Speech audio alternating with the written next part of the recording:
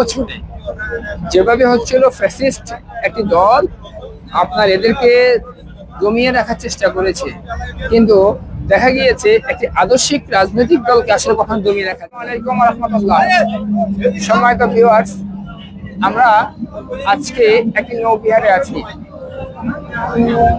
সুন্দর প্রকৃতির মাঝে আমরা আল্লাহর অস্তিত্ব দেখছি। আজকে আমরা আলোচনা করব বাংলাদেশের রাজনৈতিক ইতিহাসের বড় একটি ঘটনা ঘটে গিয়েছে। সেটা হচ্ছে হলো ডাকসু এবং রাকসু নির্বাচন। ডাকসু নির্বাচনে সর্বসম্মতভাবে অলমোস্ট ফুল প্যানেলেই আপনার হচ্ছে হলো বিজয় লাভ করেছে বাংলাদেশ ইসলামী ছাত্র শিবির। এবং গতকালকে ডাকসু নির্বাচন হয়েছে। আপনারা সারা বাংলাদেশের লোকজন, পৃথিবীর লোকজন জানেন আজকে মিডিয়ার বদৌলতে যে পরিচ্ছন্ন একটি নির্বাচনের একটি এক্সাম্পল তুলে ধরেছে। আমরা যে নির্বাচনটা আশা করি রাষ্ট্রের কাছে, এমনই একটি নির্বাচন হয়েছে গতকালকে ডাকসু নির্বাচন নিয়ে। এবং ডাকসু নির্বাচন নিয়ে আমরা এখন জানতে চাই দেশ বাংলা হাউজিং লিমিটেডের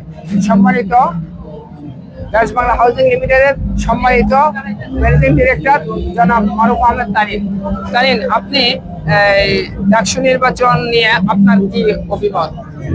আসসালামু আলাইকুম রাহমাতুল্লাহ। আজকে ডাকসু যাই বলি, যে ডাকসু যে ইলেকশনটা হলো, এই নির্বাচনটা কিন্তু একটা ঐতিহাসিক নির্বাচন। এই যাবৎকালে আমরা ডাকসুর যত নির্বাচন দেখেছি, এবার যে ব্যবধানটা আলহামদুলিল্লাহ ছাত্রদল ভার্সেস আপনার জামাত শিবিরের যে জয়টা হয়েছে, এই জয়টা কিন্তু অনেকাংশে আপনি বলতে পারেন যে অনাকাঙ্ক্ষিত, এবং বিপুল ভোটে জয়। আমরা যে বিপুল ভোটে জয় অর্জন করেছি, এই অর্জনটা কিন্তু আজকের না। অনেক নির্যাতন, অনেক অন্যায় অবিচারের পরে কিন্তু আজকের এই বিজয়টা পেয়েছি আমরা।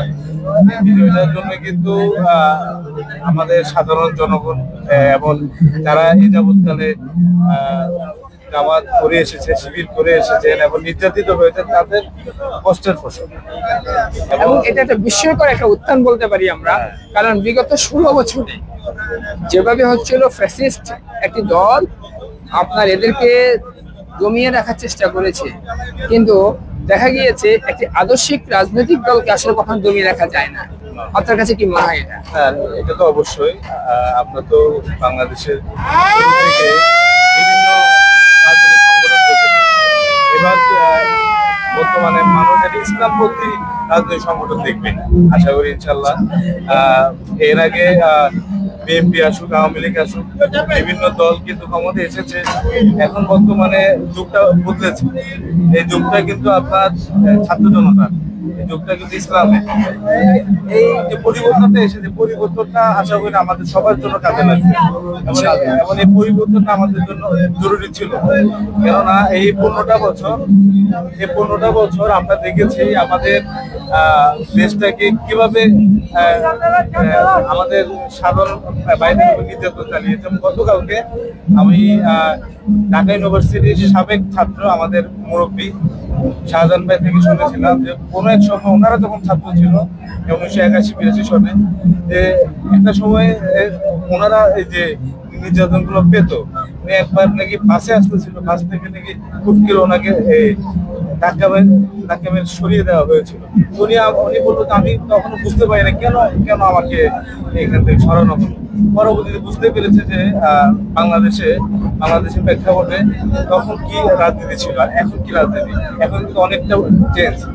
আমি একটু আগে আমার খুবই কাছের এক আত্মীয়, উনি আমাকে বললো সম্পর্কে আমরা যে জায়গায় আছে, ও আমার সম্পর্কে দুলাভাই। উনি আমাকে বললো যে জামাই, যে আমি আগে অন্য দল করতাম, কিন্তু এই 4-5 মাসে আমি বুঝতে পেরেছি যে আসলে কোনটা আল্লাহর পথে কথা বলে, কোনটা ইসলামের পথে কথা বলে। আমি চেঞ্জ করে কিন্তু আমি জামাতে যোগদান করেছি। এবং আসন্ন নির্বাচনে আমি আমার বংশীয় লোক আছে, আমার আত্মীয়জন সবাই মিলে আমরা চেষ্টা করবো, পারিবারিক চেষ্টা করবো যেন এই আসনে আপনার আমাদের বিজয়। জি ইনশাআল্লাহ। একটা জিনিস আমরা আজকে লক্ষ্য করেছি যে ছাত্র জনতা যে আগামী দিনের সুন্দর বাংলাদেশ গঠনের ব্যাপারে তাদের যে ভূমিকা আছে, এবং আজকে বাংলাদেশ ইসলামী ছাত্র শিবির যেভাবে হলো ইউনিভার্সিটিগুলোতে আপনার বিজয় লাভ করছে, তার মানে হলো কি এই ছাত্র জনতা, এই ছাত্ররা চাচ্ছে যে বাংলাদেশ ইসলামের আদলে নতুন একটি রাষ্ট্র গঠিত হোক, নতুন একটি হলো পরিবেশ গঠিত হোক, এবং সুন্দর একটি বাংলাদেশ আমরা উপহার দিই। আল্লাহ আমাদের সহজ করুন। আমরা ধন্যবাদ জ্ঞাপন করছি আমাদের ভিউয়ারদেরকে, ধন্যবাদ দিচ্ছি আমাদের মেহমান হচ্ছিল জনাব মারুফ আহমেদ তানিনকে কথা বলার জন্য। আমরা আগামী দিনে এক্সপেক্ট করছি, আশা করছি যে ইনশাআল্লাহ আগামী দিন নতুন বাংলাদেশ গঠন হবে, ইসলামের বাংলাদেশ হবে, যেখানে থাকবে না কোনো হচ্ছিল জুলুম, নির্যাতন, কোনো অন্যায়, থাকবে হচ্ছিল মানুষের প্রতি মানুষের সহানুভূতিতা, মানুষের প্রতি মানুষের মহানুভবতা, মানুষের প্রতি মানুষের দায়িত্ববোধ। এই দায়িত্ববোধ থেকেই একটি আমরা নতুন রাষ্ট্র নির্মাণ করবো, এই সবাই দেখে শেষ করছি। ধন্যবাদ সবাইকে। এবং